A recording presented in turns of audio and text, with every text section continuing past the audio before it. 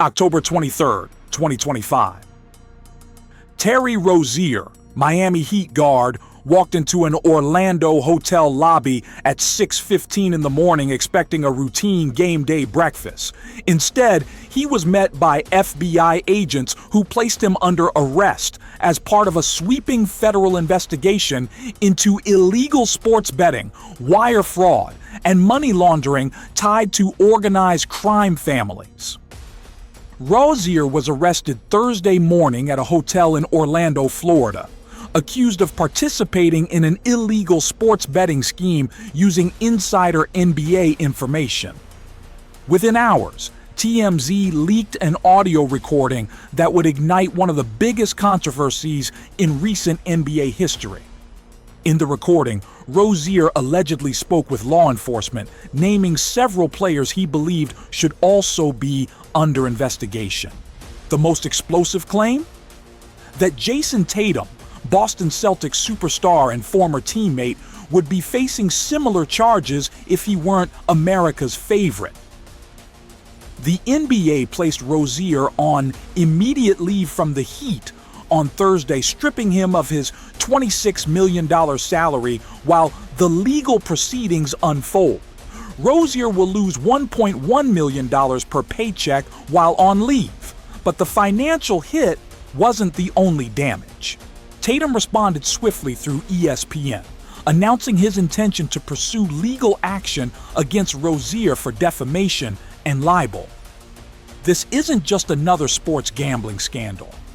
This is a story about two former teammates, two contrasting career trajectories, and the question that now haunts the league: is justice in the NBA truly blind? The federal dragnet. A total of 34 people were arrested as the result of a years-long investigation covering 11 states and involving tens of millions of dollars. The scale of the operation stunned even veteran law enforcement officials. Portland Trail Blazers head coach Chauncey Billups and former NBA player Damon Jones were also arrested alongside Rozier. But the charges against Rozier were particularly damning. According to the federal indictment, gamblers used non-public information to bet on at least 7 NBA games between March 2023 and March 2024 involving the Charlotte Hornets, Orlando Magic, Trail Blazers, Los Angeles Lakers, and Toronto Raptors. The scheme wasn't just about sharing injury reports or game strategy. In 3 of the 7 games, players intentionally removed themselves from contests to benefit the gamblers' bets. The parallels to the Jontay Porter case were impossible to ignore. Porter, a former Toronto Raptors center, was banned from the NBA in spring 2024 after admitting in court to manipulating his performance in 2 games. But there's a crucial difference. Unlike the situation with Jontay Porter, the NBA did allow Rozier to continue playing with the Miami Heat since Rozier was not charged with any crimes or accused of any wrongdoing on his end during the initial investigation. That decision would come back to haunt Commissioner Adam Silver. Senators Ted Cruz and Maria Cantwell wrote NBA Commissioner Adam Silver seeking detail about how the NBA investigated and handled these allegations and why the NBA allowed Rozier to continue playing. The FBI's evidence was more comprehensive than anything the league could have gathered. Federal investigators and prosecutors have far more tools available to them. The NBA can't tap phones, for example, and also can use the threat of jail time to get a suspect to talk.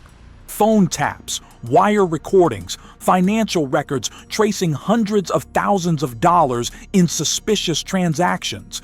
The kind of smoking gun evidence that the NBA's internal investigation had failed to uncover. The leaked audio bombshell. TMZ obtained the audio recording through sources close to the federal investigation. In it, Rozier can be heard speaking with what appear to be federal agents or prosecutors during an initial interview. The conversation, which lasted approximately 18 minutes according to the leak, covered a range of topics about betting patterns and information sharing within NBA circles. But the segment that went viral was a 2-minute exchange where Rozier, seemingly frustrated with the line of questioning, pushed back against the narrative that he was uniquely culpable. "You want to know who else should be sitting in this room?" Rozier allegedly said. "Half the league shares injury information. Half the league talks to people who bet. But you know who you'll never investigate: Jayson Tatum. Know why? Because he's America's favorite. He's the face of the Celtics. He's untouchable." The recording continues with Rozier allegedly detailing conversations he witnessed during his time with the Celtics from 2015 to 2019, when both he and Tatum were on the roster together. He claimed Tatum had close relationships with individuals who regularly placed large bets on NBA games. He suggested that certain injury decisions during the 2018 playoffs seemed suspiciously timed. He painted a picture of a double standard where star players received protection while role players like himself became targets. Rozier's attorney, Jim Trusty, immediately went on the offensive. Trusty told Fox News Channel's The Will Cain Show, confiding in a friend, a childhood friend, and saying, "Man, I'm banged up. It's the end of the season. We're out of the playoffs. I think I'm going to sit early in this game." That's not a crime. Whatever that friend did is not on Terry. He hammered home a key point. Terry Rozier had a $100 million contract and a major shoe deal. The idea that he'd risk that for $100,000 is absurd. But the damage was done. Social media exploded with the hashtag #TatumExposed, trending within hours.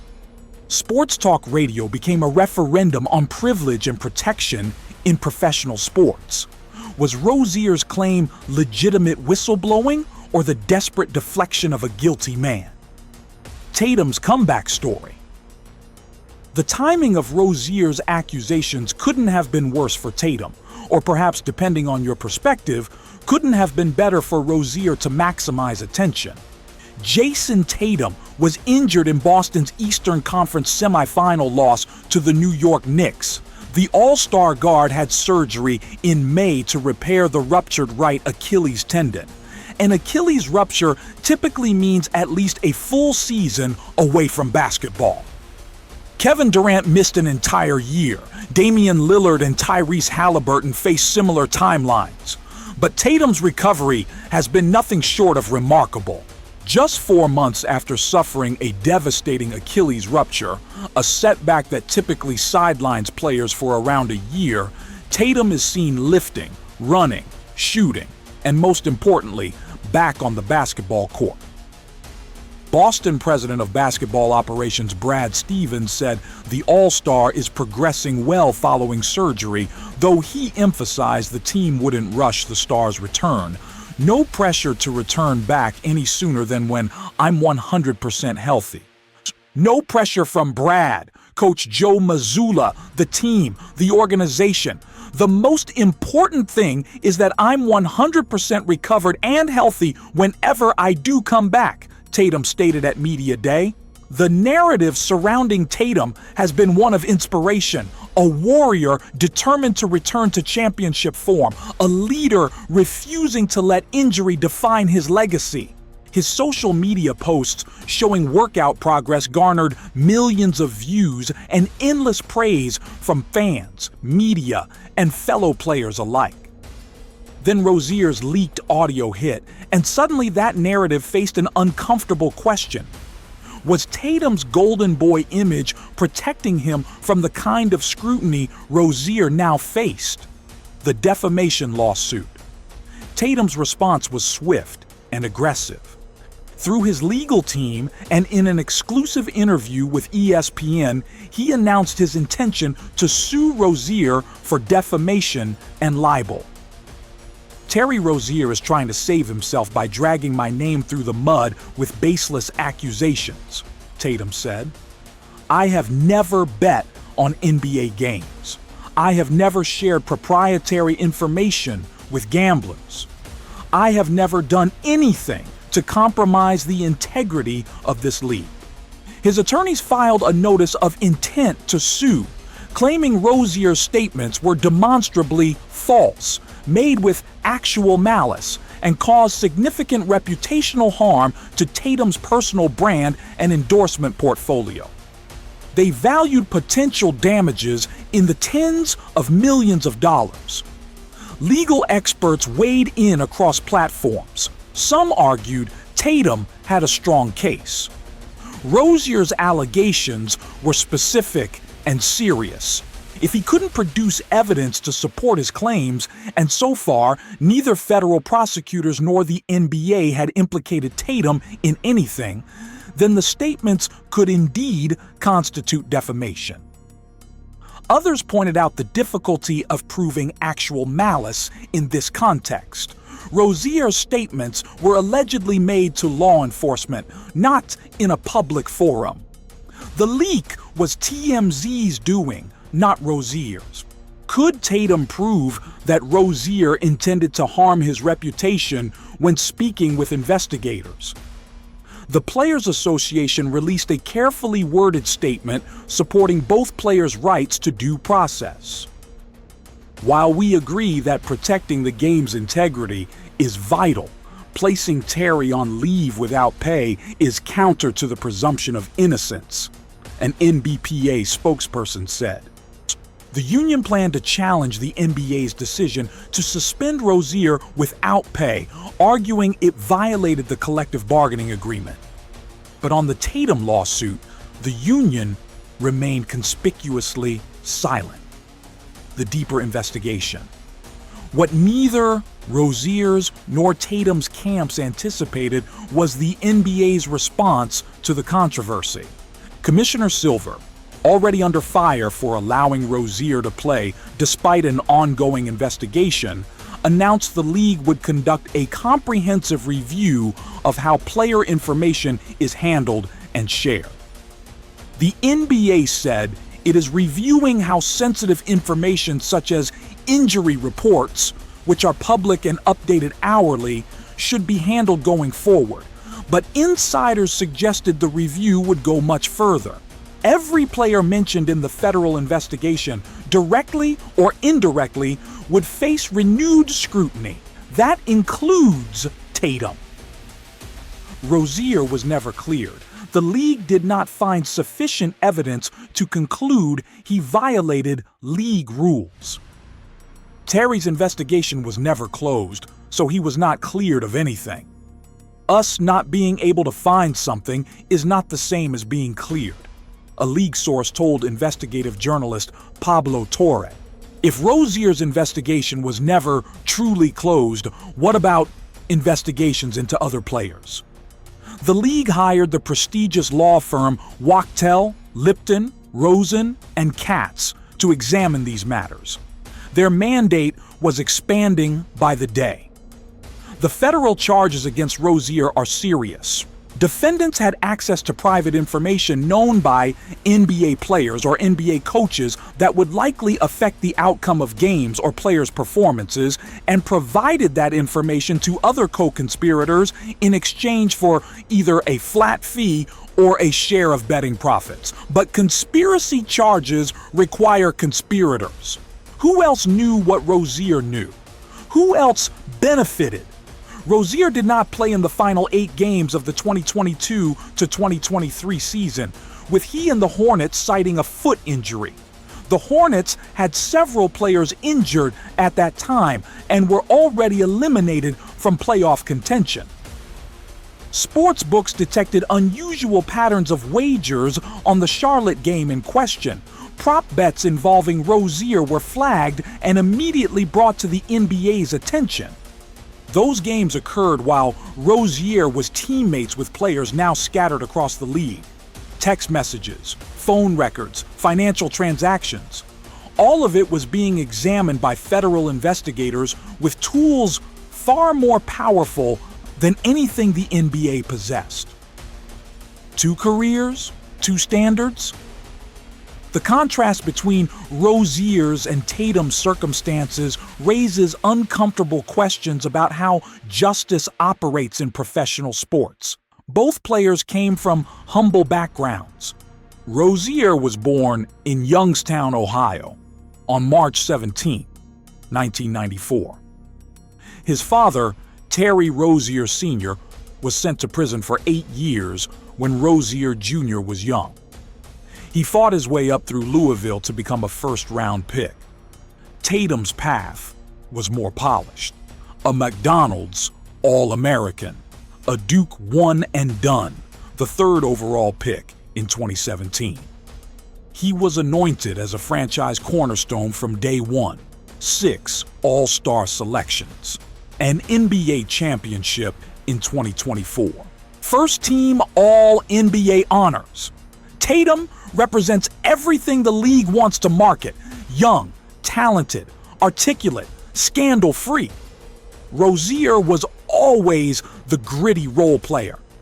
Scary Terry earned that nickname with clutch playoff performances in 2018, but he never escaped the shadow of bigger names. His $26 million contract with Miami was viewed by many as an overpay for a one-dimensional scorer who couldn't lead a team. Now one faces federal charges that could result in years in prison. Rozier posted bail using his $6 million Florida home as collateral. The other is pursuing a multi-million-dollar defamation suit while rehabbing from injury, positioning himself as the victim in this narrative. Public opinion remains sharply divided. Some see Rozier as a cautionary tale about the temptations athletes face and the consequences of bad decisions. Others see him as a scapegoat, a convenient target for a league desperate to show it's tough on gambling while protecting its marquee names. Tatum's supporters point to the complete absence of evidence linking him to any wrongdoing. Rozier's supporters point to that very absence as proof of selective investigation. When you only look at certain players, you only find certain problems. As this story continues to unfold, both men's futures hang in the balance. Rozier faces the possibility of conviction on federal charges that carry significant prison time. Even if he's acquitted, his NBA career is likely over. If Rozier is cleared and allowed to return to the NBA, which placed him on leave hours after his October 23rd arrest, he would receive the held payments in full. But the damage to his reputation may be irreparable. Tatum's defamation case will proceed through the courts, a process that could take years. His return to basketball remains the feel-good story the league desperately needs amid this scandal. But the questions Rozier raised won't disappear just because they're inconvenient. Is there a double standard in how the NBA investigates its stars versus its role players? Does fame provide insulation from scrutiny? Are federal prosecutors more likely to pursue cases against less prominent defendants? These questions extend far beyond basketball, touching on fundamental issues of justice, privilege, and accountability in American society. What we know for certain is this: the relationship between sports and gambling has never been more complex or more fraught. With sports betting now legal in 38 states and partnerships between leagues and sportsbooks worth billions, the potential for conflicts of interest and impropriety has never been higher. The NBA's ability to police its own players has never been more limited, and the consequences of getting caught have never been more severe. Terry Rozier's leaked audio may have been an act of desperation, a guilty man trying to drag others down with him, or it may have been a legitimate attempt to expose systemic problems that the league would prefer remain hidden. Jayson Tatum's defamation lawsuit may be the righteous anger of a falsely accused man, or it may be the powerful protecting their interests by silencing uncomfortable questions. The truth likely lies somewhere between these extremes, in that messy territory where human weakness meets institutional failure, where good people make bad choices and bad systems enable worse outcomes. So here's the question we leave you with. Whose side are you on in this story? Do you believe Terry Rozier is a guilty man trying to deflect blame onto an innocent superstar? Or do you think Jayson Tatum benefits from a double standard that protects the league's most marketable players from the scrutiny that lesser names face? Does the absence of evidence against Tatum prove his innocence, or does it prove the limits of an investigation that may not have looked hard enough? Tell us in the comments. Because this story isn't just about two basketball players. It's about how we decide who gets the benefit of the doubt and who gets thrown to the wolves. And that's a question that matters far beyond the court.